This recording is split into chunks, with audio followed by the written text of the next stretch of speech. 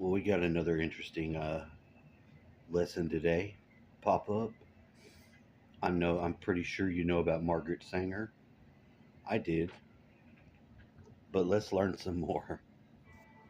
There have been various applications of eugenics, perhaps the most famous being the Germans before and during World War II, which was condemned by the Nuremberg war crimes trials. But the Germans did not invent eugenics.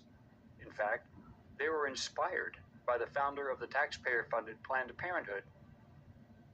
The truth behind the genesis of that organization and its founder are much darker than most Americans realize. Who was the real Margaret Sanger? Why was she heralded by the Third Reich as the greatest socialist in America? Why do modern Democrats who claim to support the African American population justify presenting her as a cultural icon? Hello, I'm Colin Heaton, a veteran of the United States Army and Marine Corps, former history professor, book author, and welcome to this episode of Forgotten History. And human skeleton.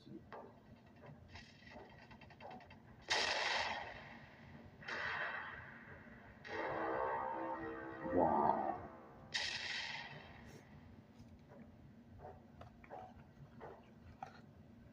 Well, Margaret Sanger was born on September 14, 1879 in Corning, New York. She is an icon to left-wing groups due to her founding of Planned Parenthood in October 1916 with her sister Ethel Byrne and Fanny Amendel, which was the first birth control clinic in Brownsville, Brooklyn, New York. 9 days later, the police raided the clinic and arrested all the people involved for promoting birth control, which was illegal. illegal. Sanger refused to pay the fine and spent 30 days in jail. She then traveled the country preaching her concepts. Sanger then founded the American Birth Control League in 1921. Sanger also endorsed the 1927 decision Buck v. Bell, in which the Supreme Court ruled that states could forcibly sterilize people deemed unfit without their consent and sometimes without their knowledge. This American law would be the major defense at Nuremberg for the Nazi defendants who were doctors practicing Sanger's methods, and many would be found not guilty as a result of this defense. In 1939, Sanger began what was called the Negro Project, alongside black leaders like W.E.B. Du Bois, Mary McLeod Bethune, and Reverend Adam Clayton Powell. This was the plan to have black doctors performing on black patients, to perpetuate the sterilization of blacks who were deemed inferior, as many black patients were suspicious of white doctors. Following upon Sanger's eugenics platform, disguised as giving women access to birth control, the ABCL became Planned Parenthood Federation of America in 1942, after birth control was no longer considered illegal, at least among married couples. During this period, Sanger had critics and supporters. The supporters even today claim that she condemned abortion, arguing that it would not be needed if every woman had access to birth control. What they leave out is that Sanger only opposed abortions if that meant not producing the best, healthiest, most intelligent from Caucasian couples. For blacks, Jews, and thank God brown-skinned there's no people, square peg. as well as low IQ white people and those with birth defects, they were not to be allowed. This was what the Nazis adopted. Ironically, in 1966, Planned Parenthood began issuing its Margaret Sanger Awards annually to honor individuals of distinction in recognition of excellence in leadership in furthering reproductive health and reproductive rights. However, the organization very quietly and without any fanfare stopped this practice as Black Lives Matter rose to prominence. It would have been seen as the height of hypocrisy to have the liberal-backed domestic terror group that attacked white America connected to Sanger, a Democrat darling who wanted to exterminate blacks. In fact, the last recipient of the award listed on the website is Dr. Willie Parker in 2015. Then, it just quietly disappeared. Parker was an abortionist known for his contentious claims that his Christian faith influenced his work. He was accused of sexual assault in 2019, which he denied, but he still resigned from all of his professional positions in 2020. Other recipients of the Margaret Sanger Award include House Speaker Nancy Pelosi, former Secretary of State Hillary Clinton, and actresses Jane Fonda and Katharine Hepburn. Margaret Sanger was one of the few women to be given an honorific title and inducted into the Ku Klux Klan. What? And exalted by none other than Adolf Hitler and Dr. Joseph Goebbels. She was friends with the racist Democratic President Woodrow Wilson, Democratic fundraiser, and automobile maker Henry Ford, who was also friends with Adolf Hitler, and a rabid anti-Semite and hater of black He Americans. looks like a demon. Margaret Sanger's rabid racism, anti-Semitism, and violent suggestions on eliminating all non-whites from American society endeared her to the eugenics crowd. She wanted an all-white, healthy, intelligent society built upon the concept of racial eradication, years before Adolf Hitler and the Nazi Party were even a thought.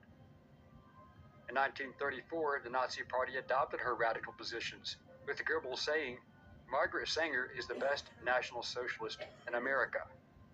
In fact, the September 15, 1935 Nuremberg laws classified races according to an insane chart drafted by Dr. Wilhelm Stuckart and Dr. Friedrich Kritzinger. The official name was the Reich Citizenship Law and the Law for the Protection of German Blood and German Honor. These laws embodied many of the racial theories underpinning Nazi ideology, which they adapted from Margaret Sanger. These laws could provide the legal framework for the systematic persecution of Jews in Germany, who at that time were deemed a race and not a religion, and the eugenics behind them were taken from the world of Sanger. In fact, her theories and opinions influenced men like SS Captain Dr. Josef Mengele, the Beast of Auschwitz, and his associates, Dr. Karl Klauberg, Dr. Hertha Oberhäuser, Hitler's personal physician, Dr. Karl Brandt, just to name a few. That's Dr. Feelgood. When Hitler authorized the Action T4 euthanasia program to murder the handicapped, mentally ill, and other undesirables from German society, the doctors and nurses were given the program directly from Margaret Sanger's own philosophy. On August 18, 1939, the Reich Ministry of the Interior circulated a decree requiring all physicians, nurses, and midwives to report newborn infants and children under the age of 3 who showed signs of severe mental or physical disability. We got one. The man who started the program was Dr. Karl Brandt, and they were disguised as children's clinics and advertised that they would treat their abnormalities and infirmities. In fact, they were death centers, where the children were quietly killed and the cause of death misrepresented as by other means, such as pneumonia, tuberculosis, etc. Dr. Brandt himself claimed that Sanger's methods were most effective and, if performed correctly, are ingenious.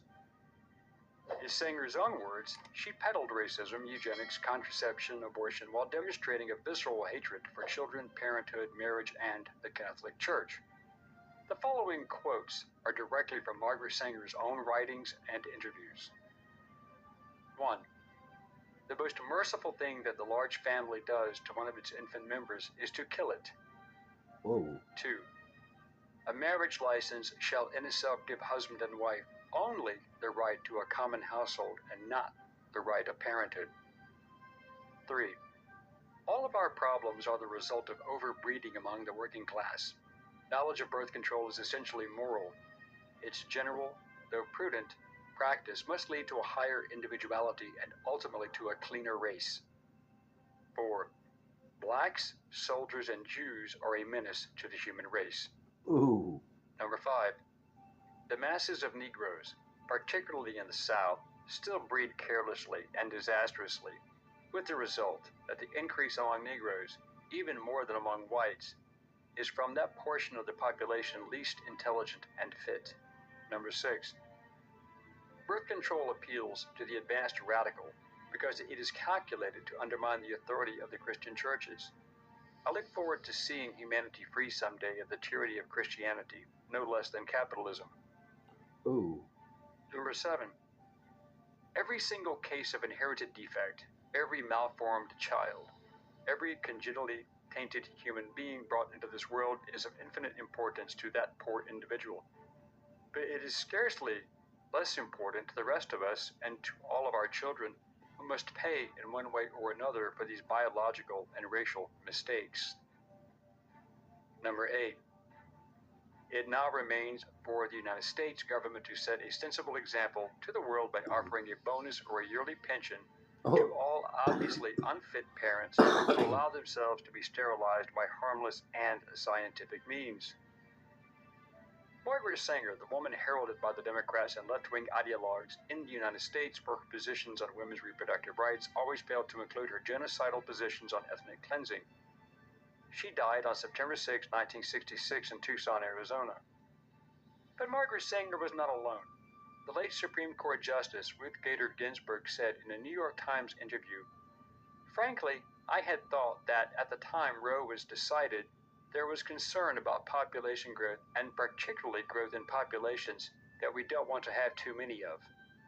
In Elle magazine, Ginsburg also stated that poor people should have ready access to abortions because it makes no sense as a national policy to promote birth only among poor people.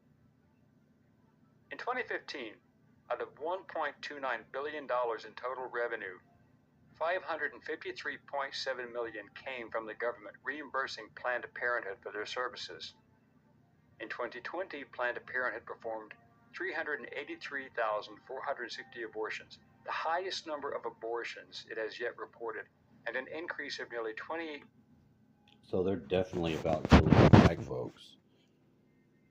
That lady said it. You saw her quotes.